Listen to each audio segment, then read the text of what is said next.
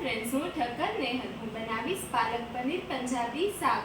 પંજાબી શાક બનાવવા માટે આપણે ગેસ ચાલુ કરી અને પછી વઘાર માટે તેલ નાખશું.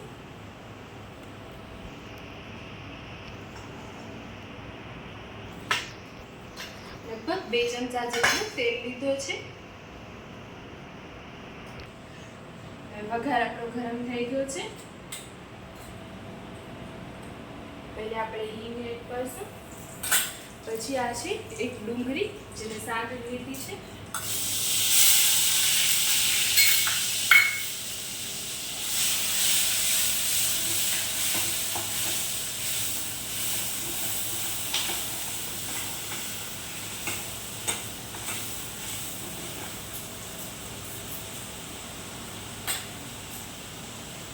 થોડું મીઠું એડ કરશું.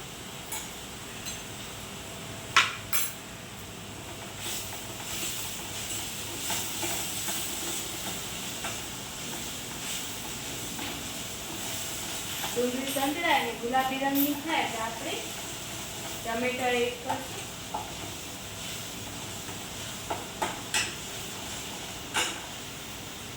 આપણી ડુંગળી સંતળાઈ ગઈ છે. આ છે 2 મીડિયમ સાઇઝના ટમેટા.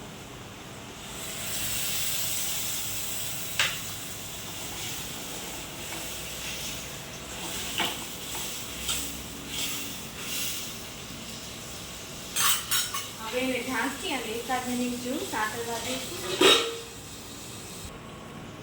હવે આપણો ટમેટો સંતળાઈ ગયો હશે, જોઈ લઈએ આપણે.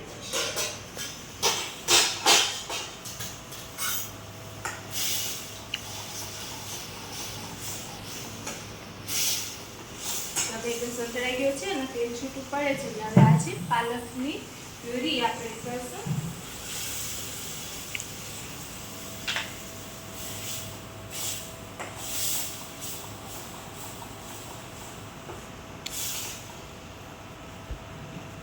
એને 2 થી 3 મિનિટ સાંતળવા દઈશું.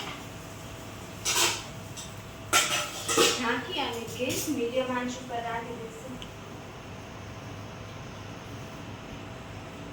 હવે આપણે જોઈએ આપણી પાલક સંતળાઈ ગઈ હશે. ગેસ ધીમો કરી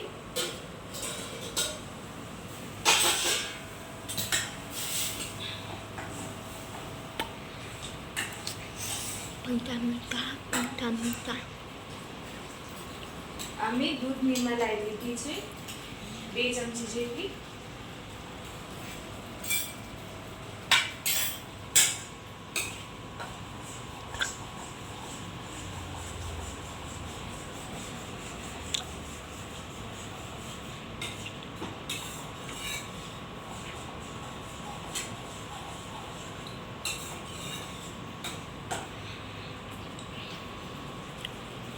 હવે આપણે ફરી થોડી 1 મિનિટ જેવું સાંતળવા દઈશું.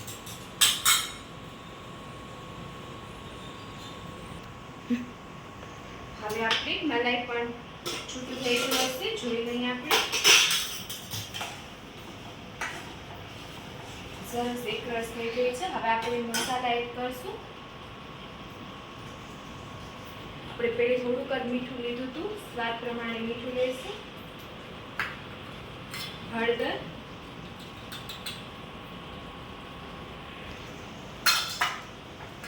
સૂકા ધાણા, લાલ મરચું,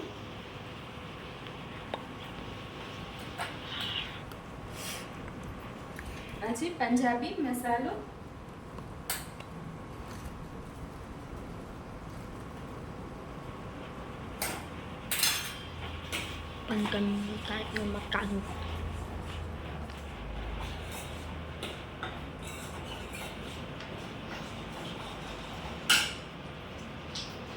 આ છે આદુ અને લસણની પેસ્ટ.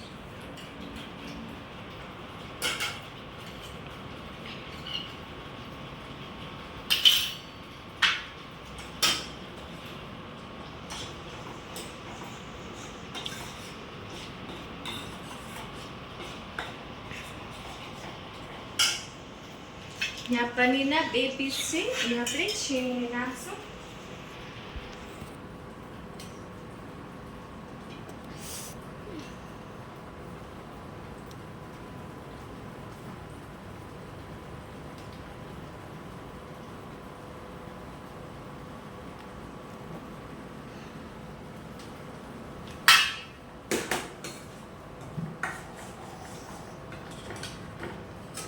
ગ્રેવીમાં પનીર હોય તો એનો ટેસ્ટ સારો આવે છે.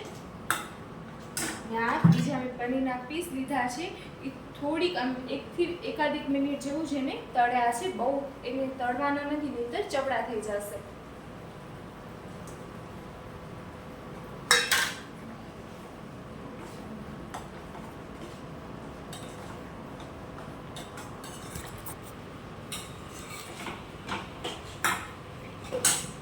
હવે આપણું શાક થઈ ગયું છે. ઉપરથી આપણે થોડું ઘી એડ કરીશું, એકાદિક ચમચી જેટલું.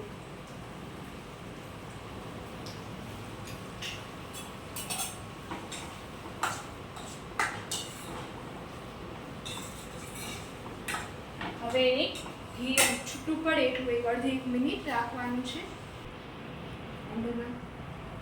હવે આપણું તેલ અને ઘી દેખાય છે કે છૂટું પડી ગયું છે. તો આપણો પંજાબી શાક રેડી છે, પાલક પનીર. હવે આપણે ગેસ બંધ કરી નાખશું.